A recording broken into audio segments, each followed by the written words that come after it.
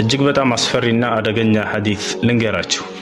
ይህን የምነግራችሁ ከወዲሁ በህይወት እስካለን ድረስ ይህች ዓለም ጥንቃቄ እንድናደርግበት ዘንድ ነው።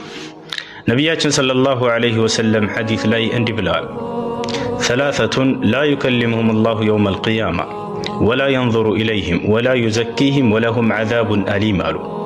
ሶስት አይነት ሰዎችን አላህ የቂያማ ቀን አያናግራቸውም በጣም ስለሚቆጣባቸው አሉ። እንዲሁም ደግሞ ወደ እነርሱ በእዝነት አይኑ አይመለከትም። እንዲሁም ደግሞ ከኃጢአታቸውም አያነጻቸውም። እንዲሁም ደግሞ አሳማሚ ቅጣት አለላቸው ተዘጋጅቶላቸዋልም እዚያ ይገባሉ አሉ። እነዚያ ሶስት አይነት ሰዎች ማን ማን ናቸው? አንደኛ አልመናኑ አለዚ ላ ዩዕጢ ሸይአን ኢላ መነሁ አሉ።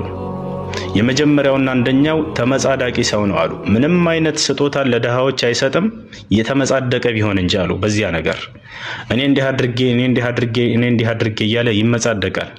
እንዲህ አድርጌላቸው እያለ ለሌሎች ሰዎች እየሄደ ይመጻደቅባቸዋል። እንዲሁም ለእነርሱም ለነዚያው ለሰጣቸው ሰዎች እየሄደ ፊታቸው እኔ እንዲህ አድርጌላችሁ እያለ ይመጻደቅባቸዋል። መመጻደቅ በስጦታ ላይ በጣም ከባድ ኃጢአት ነው፣ ከታላላቅ ወንጀሎች ነው። አምላካችን አላህ ቁርአን ላይ አስጠንቅቋል። ፊ ሱረቱል በቀራ ላይ ምን ብሏል? ያ አዩሀል ለዚነ አመኑ ላ ትብጢሉ ሰደቃቲኩም ቢልመኒ ወልአዛ፣ እናንተ ያመናችሁ ሰዎች ሆይ ስጦታችሁን በመመጻደቅ አታበላሹት ይላል። እንዲሁም የሰጣችኋቸውን ሰዎች አዛ በማድረግ ይላል። እነሱን አዛ ማድረግ ነው መመጻደቅ።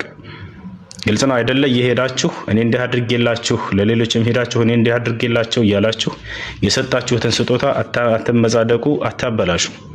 ትክክለኛ አማኝ የሆነ ሰው ለሰዎች ስጦታን ሲሰጥ ምንዳን ከአላህ ብቻ ነው የሚፈልገው። ግልጽ ነው አይደለ? ከሰዎች ውዳሴን አይፈልግም። እንዲሁም ሰዎችን ሊያሸማቅቅ አይፈልግም እየተመጻደቀባቸው ማለት ነው። ስለዚህ ተመጻዳቂ ሰው ከነዚህ ከሶስቶቹ አንደኛው ነው አሉ ነቢያችን ሰለላሁ ዐለይሂ ወሰለም። ጥንቃቄ እናድርግ። ሁለተኛው ምንድነው? አልሙነፊቁ ሲልዐተሁ ቢልሐልፍ አልፋጅር አሉ።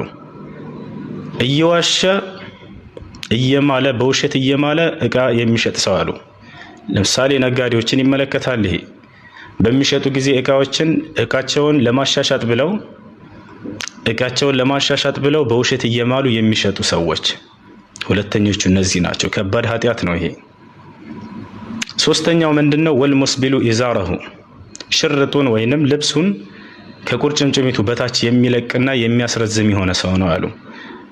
ልብሶቻችሁን ሱሪያችሁን ከቁርጭምጭሚታችሁ በላይ መሆን አለባቸው። ከዚያ ከረዘሙ ከነዚህ ሰዎች ውስጥ ትሆናላችሁ። ጥንቃቄ እናድርግ።